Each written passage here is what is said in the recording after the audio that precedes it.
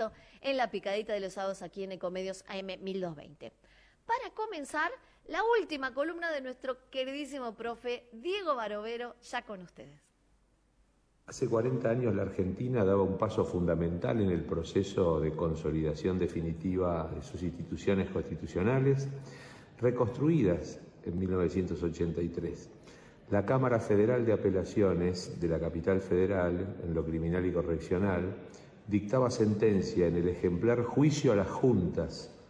seguido a aquellos que eran los máximos responsables de la conducción del Estado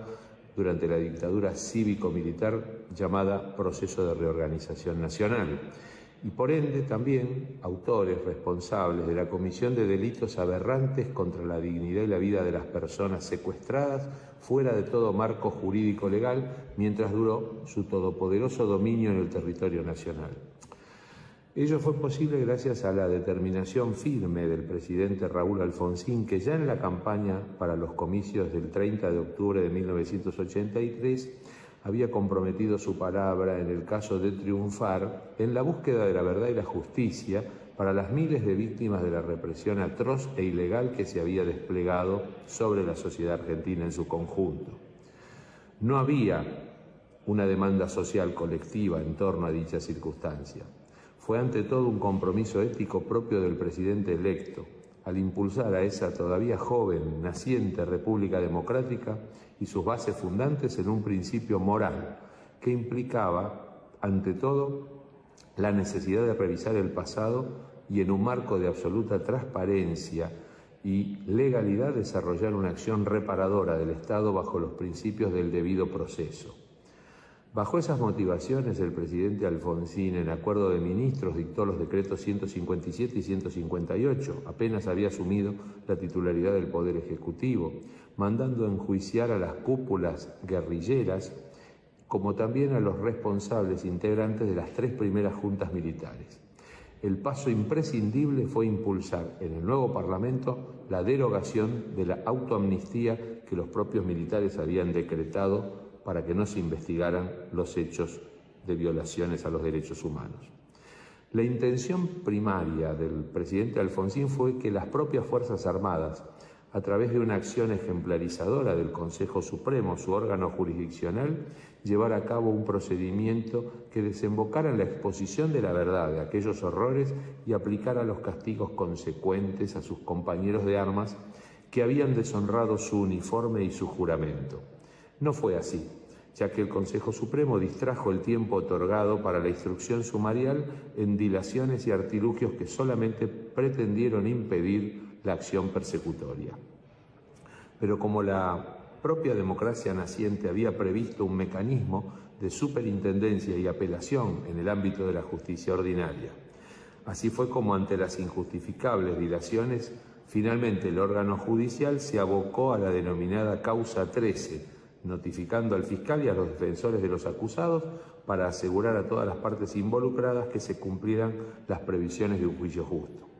La acción se desarrolló entre abril y diciembre de 1985 en un procedimiento inédito y ejemplar hasta entonces no solamente en la República Argentina, sino en el mundo en general. Un sistema democrático que sin ninguna clase de negociación ni concesión previa a los dictadores sentaba las bases de su refundación sobre la verdad y la justicia. La Cámara llevó a cabo su labor de manera ejemplar y discreta, cuidando hasta el mínimo detalle en materia de transparencia y discreción procedimental, imponiendo condenas a los culpables y absolviendo a aquellos sobre cuya responsabilidad en los hechos ventilados existía margen de duda razonable. Fueron 33 semanas de audiencias, escuchando testimonios por momentos desgarradores, evaluando material probatorio reunido diligentemente por los eficaces fiscales Julio César Estracera y Luis Moreno Campo, sobre la base de la documental acopiada durante la vigencia de la labor de la Comisión Nacional de la Desaparición de Personas, CONADEP, único ejemplo mundial de una comisión de la verdad extrapoder integrada por personalidades de la sociedad civil que contaba además con muy escasos recursos materiales para su labor, que sin embargo fue ciclópea y determinante para formar el corpus probatorio. El juicio a las juntas de que se están cumpliendo 40 años, dejó para los tiempos un legado de justicia en cuanto a haber clarificado la existencia de un plan coordinado y ejecutado sistemáticamente para el exterminio de personas, lo cual desmontó para siempre el argumento de los hechos aislados, de los autores autónomos y descontrolados, a pesar que aún hoy campea cierto negacionismo que pretende falsear los hechos. Muchos de aquellos héroes que hicieron realidad el magno postulado del preámbulo de la Constitución, afianzar la justicia, aún viven, son reconocidos públicamente por la nación en su conjunto, sus instituciones de gobierno, las corporaciones académicas y profesionales del derecho y la opinión pública en general. Conviene mencionarlos por sus nombres propios, porque no sin riesgo para su propia vida y su integridad pusieron el cuerpo y su destreza intelectual en un episodio fundante de nuestra naciente democracia. León Carlos Arlañán, Andrés D'Alessio, Ricardo Gil Lavedra, Jorge Edwin Torlasco, Guillermo Ledesma, Jorge Valerga Daos, bien vale honrarlos con los versos de otro inolvidable, Jorge Luis Borges. Siempre el coraje es mejor, la esperanza nunca es vana. Vaya pues este homenaje a los jueces que hicieron posible el juicio a las juntas militares que nos trajeron la justicia para siempre en la naciente democracia argentina.